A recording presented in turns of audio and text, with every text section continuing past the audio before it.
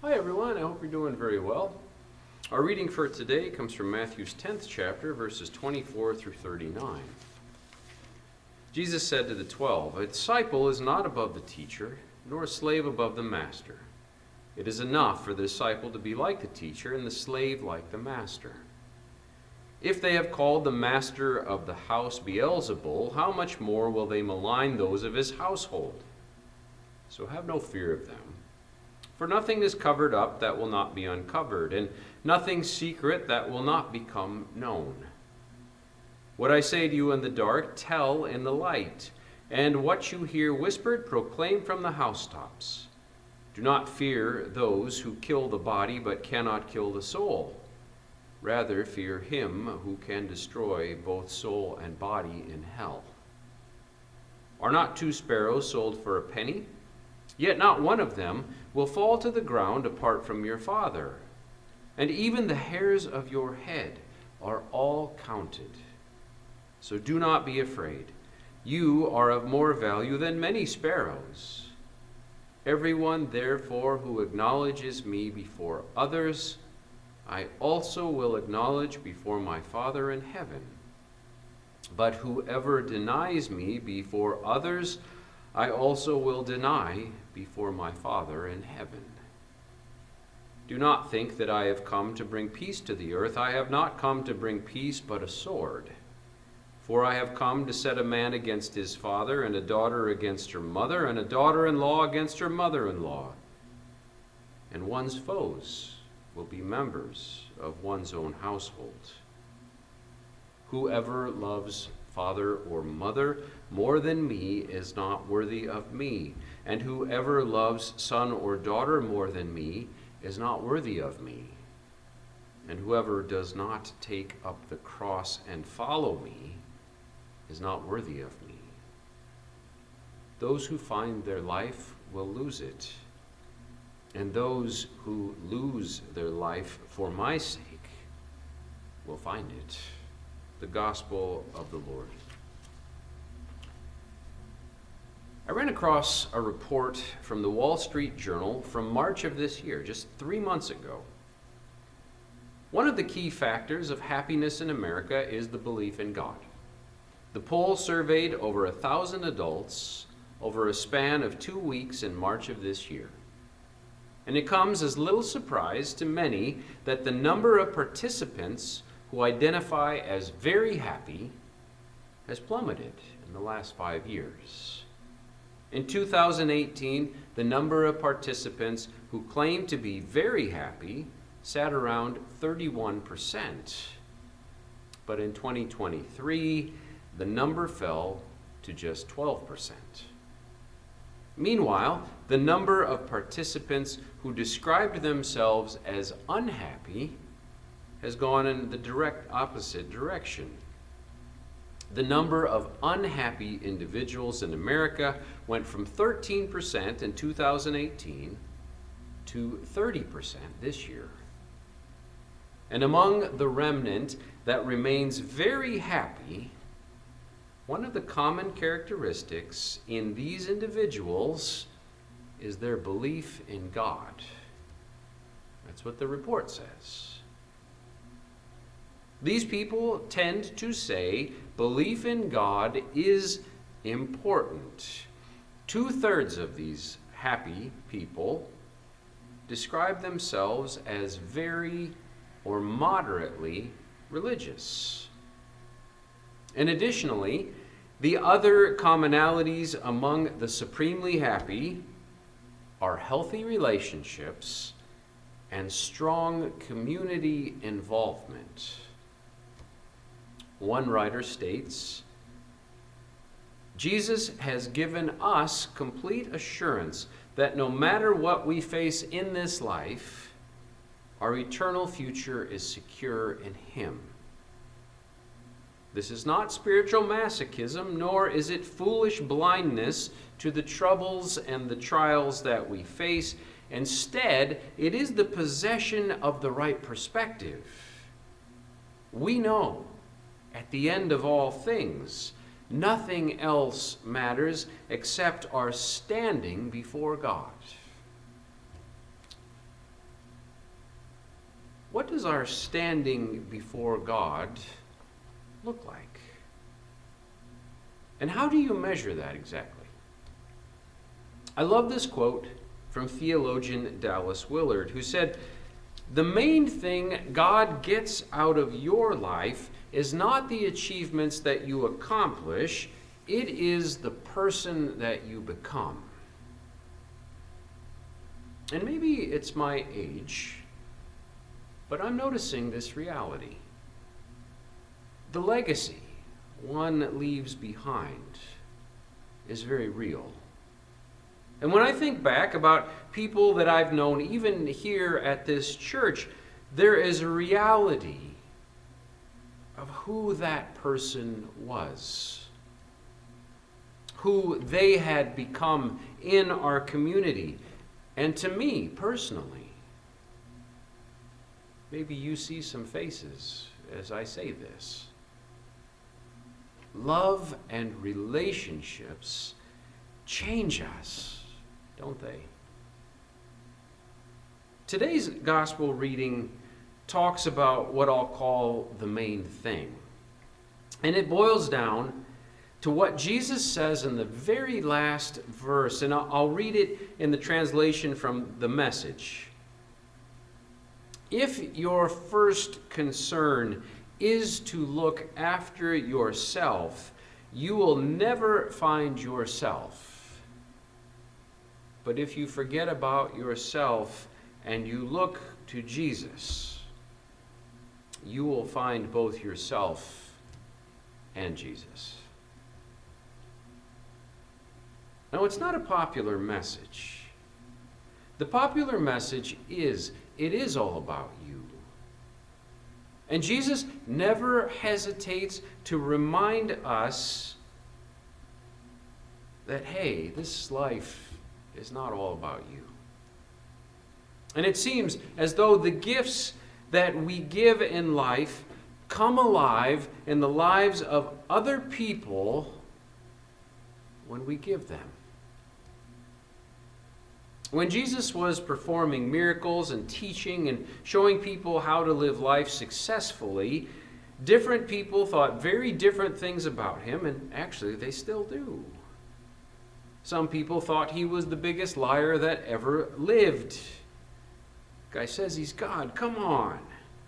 Others thought he was just plain crazy. And yet there was this other group of people who believed Jesus. And some of them started to prioritize each other and God in their own lives. Now, it wasn't easy at all, because loving people takes work, except in my marriage, honey. I am often struck by the fact that Christianity has for many years been somewhat easy to claim. Our country is still considered a Christian nation because the vast majority of people would still claim that they are Christians. And yet, if you look at our country, you've got to wonder, what difference does this make? Is there a cost associated with our faith? What are people becoming in the eyes of God? Jesus' discourse for today spells out some pretty extreme costs to Christians. Jesus' entrance into some lives will create very real division. Father against son, mother against daughter, daughter-in-law against mother-in-law, and enemies within your own house. That's what Jesus says will happen. Yikes. Back in 1947, huge crowds came to hear a 32-year-old Californian preacher at rallies throughout China. Bob Pierce was his name. Bob Pierce had no knowledge of the Chinese language or culture, but his message of American old-time religion was very warmly received. He reportedly reached tens of thousands and even converted 20 members of General Chiang Kai-shek's personal bodyguard to Christianity. Pierce's trip, however, has been mostly remembered because of a brief encounter with a single little girl. In Chow Mein, a Dutch Reformed missionary named Tina Holkeboer invited Pierce to preach to 400 girls at her school. When one of her students, whose name was White Jade, informed her father that she had converted to Christianity, her father proceeded to beat her and throw her out of their house. Holkeboer was very distressed at the process of having to take on yet another orphan. And so she said to Pierce, "What are you going to do about this?" Deeply moved, Pierce emptied his wallet of the $5 he had and promised to send that same amount every month. When he returned to the United States, Pierce told the story of White Jade in churches across our nation. And in 1950, he founded World Vision in order to sponsor more needy children like her. By the turn of the century, World Vision had become the largest privately funded relief and development NGO, non-governmental organization, in the world. And White Jade's story continued to be used both in advertising and in recounting World Vision's history. White Jade remains central to defining World Vision's identity and approach to this day. While this is an old story, there is, to this day, division in households because of Jesus. There are children who will walk away from their faith. There are children who will find faith and parents who will not understand. And in those situations, there is extreme friction.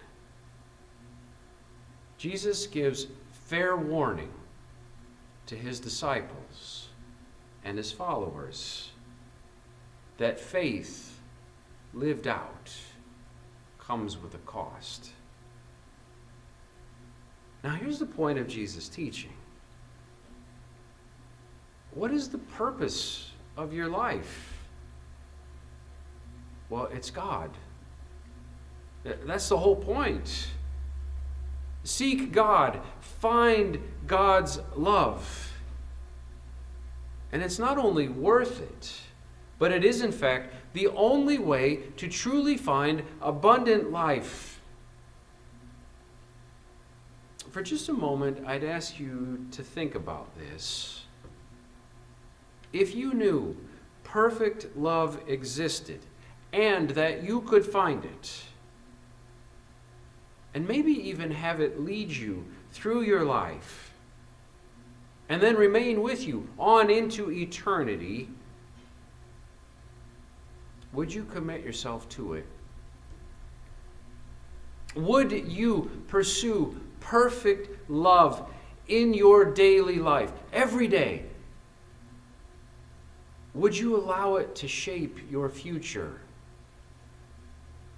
to change you and who you are becoming? The answers to those questions are obviously up to you.